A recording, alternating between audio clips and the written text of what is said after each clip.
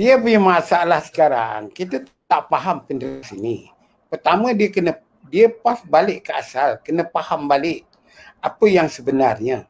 Contoh dia, PBM ini lahir di bawah rahim UMNO.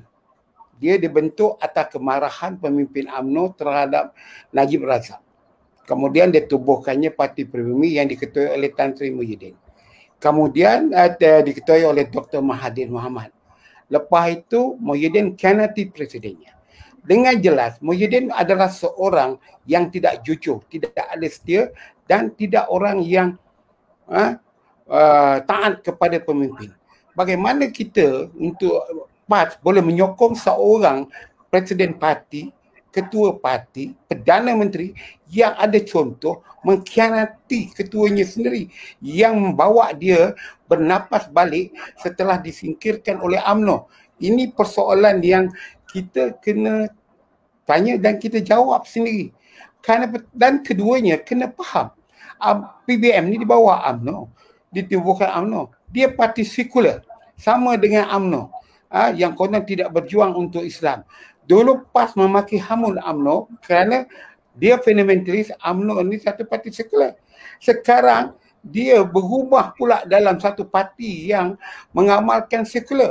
Jadi ini menunjukkan bahawa PAS tidak ada prinsip di dalam perjuangan agamanya, melainkan kepentingan ulama walaun dia saja. Jadi itu yang kalau dia ada prinsip, dia mesti sekarang setelah berbaik dengan UMNO, UMNO ni didakwahkan, tarbiyahkan UMNO ni menjadi satu parti yang terkuat dalam memperjuangkan sama dengan dia. Tetapi apabila kita lihat sekarang, apabila PAS membisu dalam berbagai isu yang menyentuh kepentingan agama, judi yang ditambah, maksiat yang berlaku, tindakan-tindakan yang bertentangan dengan Islam, dia diam saja membisu seribuka kerana seronok dengan menjadi duta besar ke Timur Tengah yang kononnya nak bawa pelabuhan Arab yang ada hanya restoran Arab yang di Kuala Lumpur, apa benda pun Arab tak datang. Yang keduanya, kita kena lihat bahawa pemimpin PAS ada bodyguard dan sekarang bergelar yang berhormat boleh keluar negeri. Jadi inilah yang menyebabkan kita melihat PAS ini sudah menjadi songsang dalam perjuangan asalnya, dan PAS tidak menggunakan pendekatannya dalam mufakat nasional, berbaik dengan UMNO, menukar pemikiran UMNO ini untuk berpihak kepada dia untuk menjuangkan kepentingan Islam. Sebaliknya sekarang dia tinggalkan UMNO, pergi duduk dengan Perikatan Nasional yang diketuai oleh seorang pemimpin yang mengkhianati pemimpin partinya sendiri kerana kuasa dan sebagainya. Jadi inilah yang saya nak katakan tuan-tuan, kita kena ubah. Kalau kita takkan ubah, keadaan akan menjadi keliru. Jadi PAS sekarang sudah keliru. Ke mana tempat dia nak berdiri dan bertapak dalam politik Malaysia. Saya rasa 2015 PAS akan kembali balik ke asal pada tahun 2004 dulu. Sebelumnya itu ada menang 7-8 kursi. Kerana kita lihat isu di Terengganu, isu di Kelantan, isu di Kedah, PAS tidak ada kemampuan untuk membawa lebih baik daripada kerajaan dahulu. Sekian. Datuk Zahrin, tadi saudara Sayuti ada mengatakan bahawa di Terengganu dan Kelantan mereka bekerjasama dengan Bersatu. Sementara di sebelah Perak pula dan Selangor, mereka pula bekerjasama dengan UMNO. Jadi bagaimana Datuk Zahrin melihat? Tak boleh jadi begitu. Tak boleh jadi begitu. Kononnya dekat sana nak kerja Bersatu. Bersatu ni ada ke ahli dia? Dia sekarang ni ada pemimpin, tak ada ahli. Ada senator, ada menteri. Tapi ahlinya di mana? Pada saya tidak nampak Bersatu ni ada pengaruhnya. Apa yang kita kena lihat, Bersatu ini hanya menang dalam pilihan raya, ada kekuatan, menumpang dalam keadaan ombak tsunami begitu besar, dia menang 13 kursi saja. Tak lebih pada itu. Kalau dia hanya menumpang sentimen rakyat masa itu, iaitu pilihan raya 2014, lebih merupakan pilihan raya memilih seorang Perdana Menteri antara Najib dan Dr. Mahathir. Itu saja, bukan antara parti. Dari itu protes rakyat terhadap Barisan Nasional. Dan PAS banyak menang, kecuali di kawasan dia Melayu, ialah protes di kalangan rakyat tak mau Najib. Maka orang UMNO sendiri mengundi PAS. Tetapi keadaan sekarang sudah berubah, kebenaran sudah datang, konsisten untuk nak menyokong PAS seperti arus 2014, 2018 sudah menjadi kenangan. Jadi kalau dia nak di Kedah nak kerjasama dengan Bersatu, kerjasamalah, tak ada apa masalah. Tetapi kita di Perak dah buat pendirian, takkan kerjasama dengan Bersatu. Jadi kalau PAS nak bekerja dengan Bersatu di Perak, kita akan langgar dengan PAS dengan Bersatu sekali lah. Apa yang jadi masalahnya? Kepada saya lah, 2 kolam ke 10 kolam ke tidak menjadi hal. Tetapi soal tikam dari belakang adalah satu perkara yang penting, yang perlu kita ambil kira terhadap tindakan politik PAS. Tetapi setakat ini, kita belum nampak lagi PAS ini bertindak menikam dari belakang UMNO.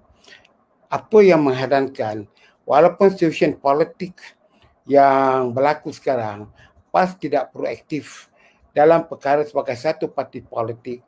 Dia sepatutnya mengadakan apa yang dipanggil mesyuarat Majlis Tertinggi PAS untuk membincangkan isu semasa. Kalau kita lihat dalam keadaan semasa sekarang, bahawa PAS tidak melaksanakan dasar-dasar yang diterima musyawarah. Jadi dalam soal PAS menggunakan 2 kolam, kita kena tahu sejarahnya. Kita tak faham siapa yang memula, kita tidak ada data atau ilmu pengetahuan atau sumbernya.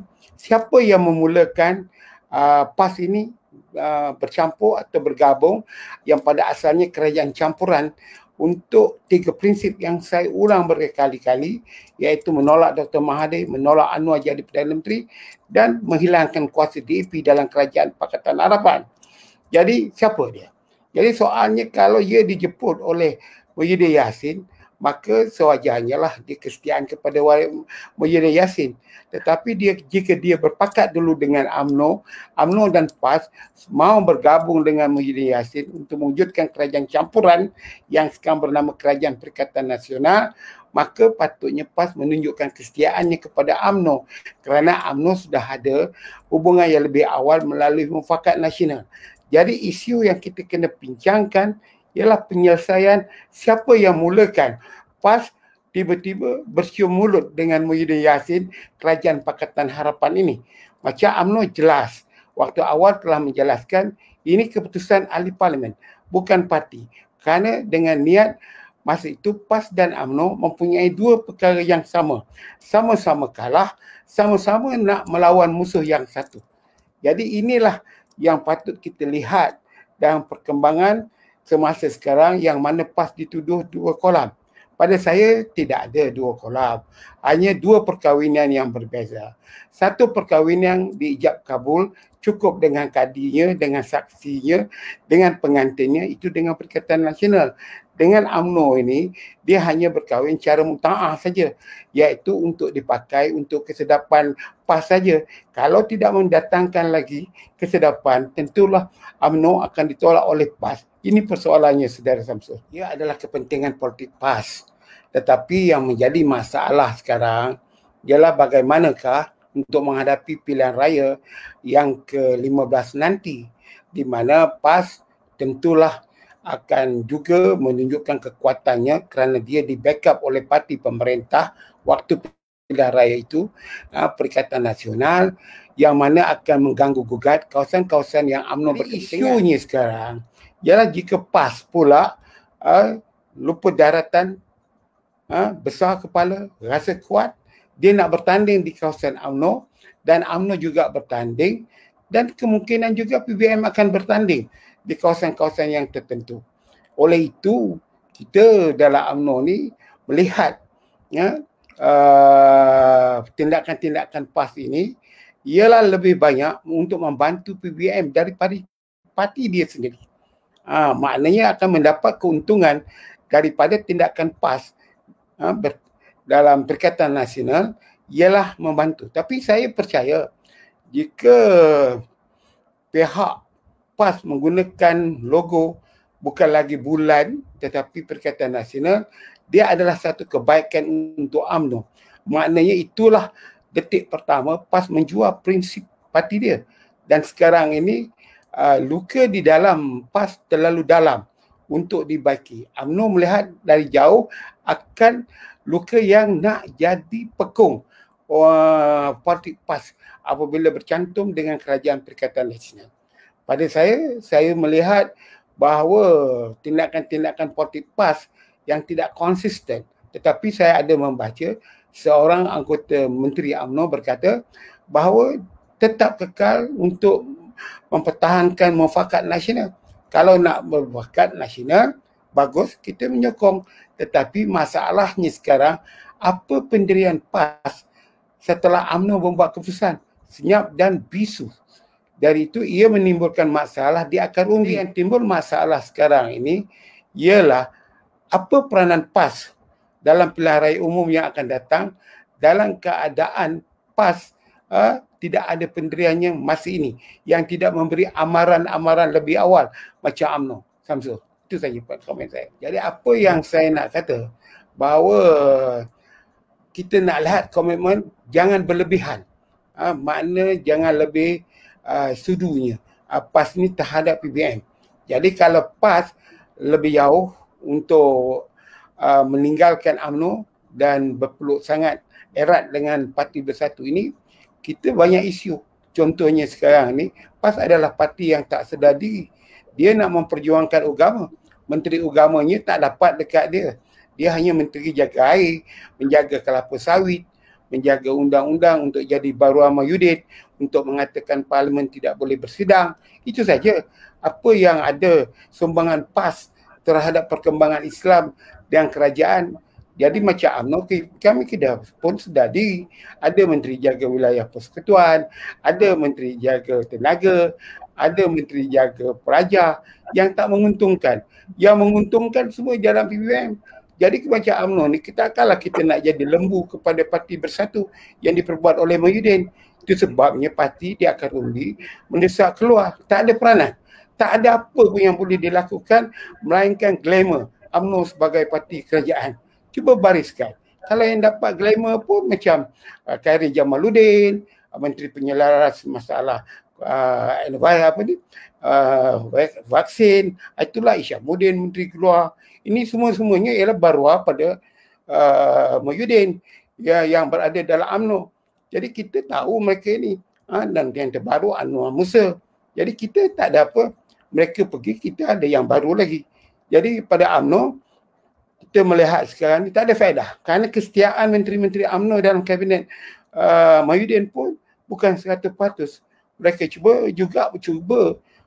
menjaga kepentingan mereka. Ini dengan kenyataan-kenyataan mereka di dalam media sosial, di dalam kenyataannya, mereka tak ada komited dalam UMNO. Itu sebab sekarang UMNO pura-peranda. Kerana ada 3-4 orang menteri ini menggunakan kekuatan, mungkin kuasa dia, menteri dia, ataupun wang ringgit dia menghasut supaya presiden ini dirosakkan. Kerana dengan menumbangkan presiden Zahid Hamidi, mereka boleh melakukan apa-apa. Jadi pada saya, tindakan yang dibuat oleh Zahid Hamidi untuk memberikan surat adalah tepat. Dan ini tidak ada bercanggah dengan keputusan parti. Susah nak dijawab sama ada PAS akan dapat keuntungan dengan main dua kolam. Tapi yang seperti yang saya katakan, bahawa jika perkahwinan satu ijab kabul dan satu muta'ah, dua-dua menyebabkan kesedapan. Tak ada apa-apa kerugian kerana mendapat kenikmatan. Dari itu, apa yang dilakukan oleh PAS sekarang ini ialah dalam keadaan sikap politik dia terhadap permainan dua kolam. UMNO pun tak, Bersatu pun tak, ialah detik penentuannya waktu pilihan raya. Bagaimana? Sebab masalahnya sekarang, waktu berlaku pilihan raya, UMNO akan konsisten. Jika PAS tidak menggunakan logo dia sendiri untuk bertanding dalam kawasan pilihan rayanya seperti yang asal menggunakan perikatan, maka dengan sendirinya UMNO akan bertanding di kawasan perikatan nasional kerana perikatan nasional dianggap bukan lagi teman kepada Barisan Nasional. Dari itu, UMNO terpaksa melanggar kawasan-kawasan yang PAS menggunakan logo Perikatan Nasional. Jadi soalnya sekarang ini, di mana keuntungan PAS? Takkanlah kita hendak bekerjasama dengan memberi laluan kepada Perikatan Nasional dalam pilihan raya 2015 sebab mereka menggunakan logo Perikatan Nasional. Wahal selepas saja parlimen dibubar, penamaan calon sudah dibuat, Perikatan Nasional sudah menjadi enemy kepada Barisan Nasional. Dari itu, saya tidak nampak bahawa PAS mendapat keuntungan jika masih kekal dalam Perikatan Nasional.